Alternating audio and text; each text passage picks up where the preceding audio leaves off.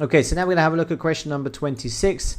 Produce an extract from all the data which selects only those activities which include ski or snow, located in France, and the rating is 5. Okay, so what we need here is we need something called a wildcard.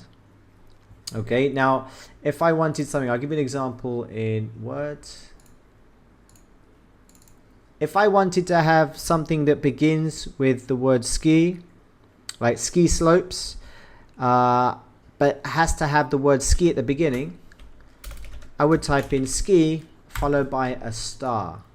Now what this means is I want to find all words where ski is at the beginning followed by a star. This will find everything that begins with the word ski. If I do the opposite and I type in star SKI,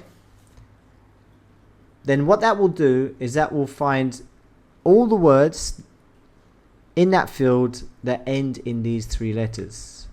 For example, the first one, skiing, would appear as a result. And the second one, jet ski, would appear in the results. Now, if we typed in there star, ski, followed by a star, then what will happen is that will include skiing, jet ski, and any others where ski is in the beginning, the middle, or at the end of the field text. Okay, so let's have a look back at this question.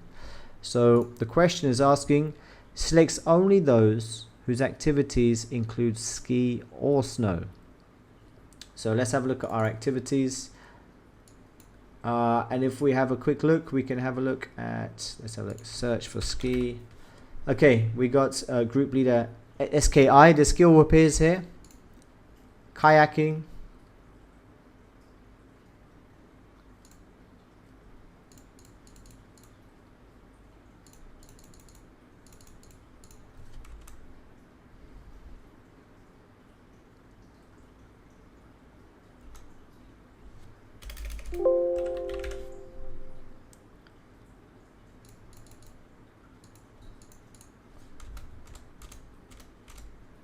So what we need to do is we need to find some of the records where they have the word ski or snow.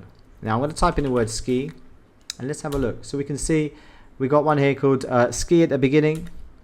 We got water skiing, which is in the middle, and right at the beginning as well. Okay, you can see ski. Now let's have a look at snow. And we're going to filter them. Okay, we got snow at the beginning. We got snow in the middle. Okay, and what we need to do is to pull out these results because we want to show only those that are saying ski or snow in their activity. Okay, so let's close this. We don't want to change the layout. Okay, so we're going to create query design. We're going to add these both tables. Let's have a look. So we want activity, course code, course cost, in this order. Okay, and so for activity, if we were to type in there star ski, for example, and then star again, let's have a look at how that looks. So we have everything with the word ski. It can be at the beginning, at the middle, or at the end. Okay, but we want ski or snow. So what we're going to type in here is star ski, star, or star at the beginning of snow, and then ending with a star. And what that'll do is that'll give us all the results where we can see in the activity we got ski or snow. Okay, excellent. Now located in France, so we need to add our location. Type in there France, and we're going to run this. We have them in France. Okay, excellent, but we don't want to show this location field, so we take the tick out, and as you can see it won't show the field without the tick. Okay, the rating is 5, so again we're going to double click on the rating, type into the criteria is 5.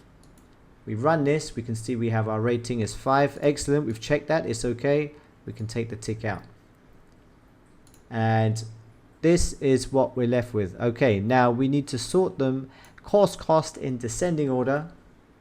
So we go back to our design view, course cost descending,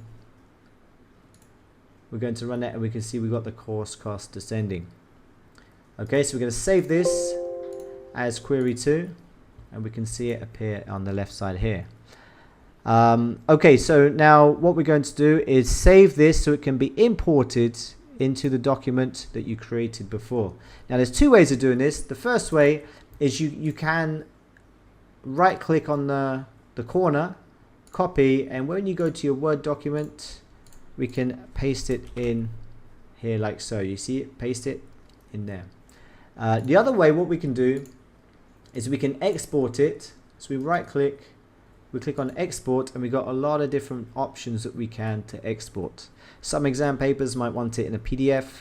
I'll give you an example today. Let's have a look at Word. So we're going to export it as a Word document, something that's easy to move and to use in our Word document. So export as a Word document, browse. Let's save this to our desktop and call it query 2. Okay, so let's have a look at this query 2, see what it looks like. We've got it here. When we open it up, you can see this is the query and the information that we've extracted from that database. Okay, and that ends question 26. Thank you very much.